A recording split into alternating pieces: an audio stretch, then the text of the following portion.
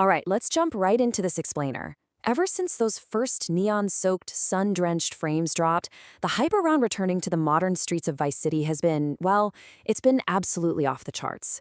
We're all out here scrutinizing every single pixel of that trailer, right? Searching for map connections, hidden clues, and, obviously, familiar faces. Which brings us to the ultimate question on literally every fan's mind. Will Tommy Vercetti and the classic crew actually return to Vice City?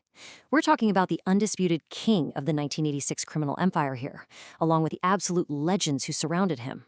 It's the central mystery driving pretty much every frame-by-frame breakdown and fan theory online right now. Okay, let's dive into this.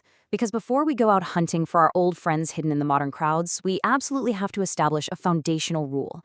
Think of this as Rockstar's unbreakable law of physics for their game worlds, the Rockstar timeline rule. This is the strict lens through which we have to view anything regarding returning characters.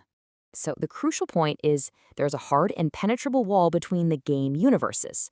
Rockstar confirmed ages ago that the HD universe, which is the modern games like GTA 4 or 5 and the upcoming 6, is completely 100% separate from the 3D universe of the older classics like the original Vice City. Because of this massive timeline split, the harsh reality is that Tommy Vercetti officially does not exist in the new timeline. It's just a completely parallel reality. Section 1. The Classic Roster Review, Evaluating the Legends.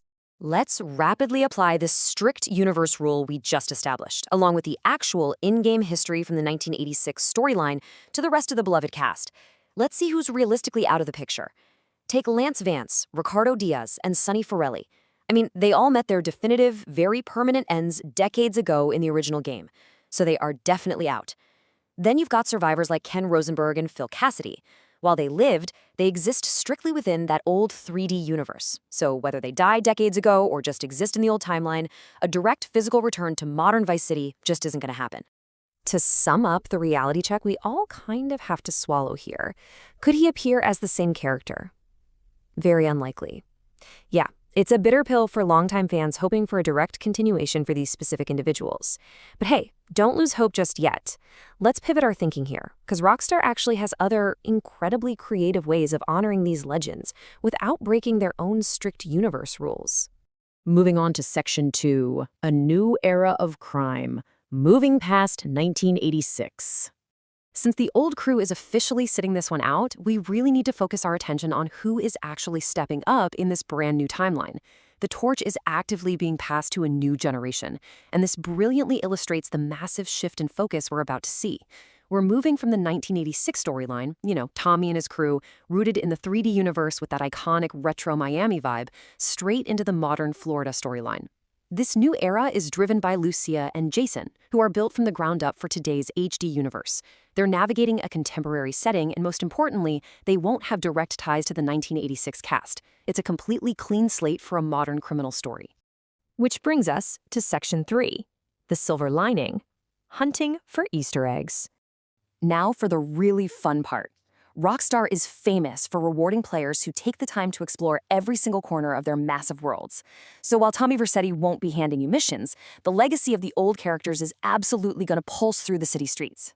It basically sets up a giant scavenger hunt for us. We're talking tangible references and hidden Easter eggs you can actively watch for. Keep an eye out for random pedestrians rocking Tommy-style Hawaiian shirts or subtle nods to the Ocean View Hotel. Maybe we'll step into a modernized version of the Malibu Club or find callbacks to the Diaz Mansion. I'll definitely be looking for nostalgic nods to Love Fist or turning the radio dial to see if V-Rock is still broadcasting.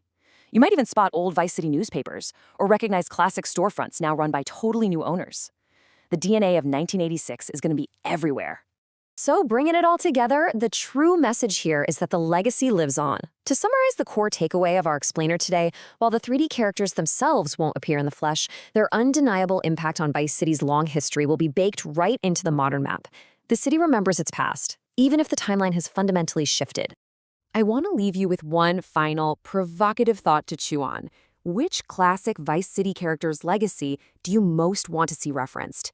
Think back to those legendary moments from 1986 and what you just love to stumble across in the modern era.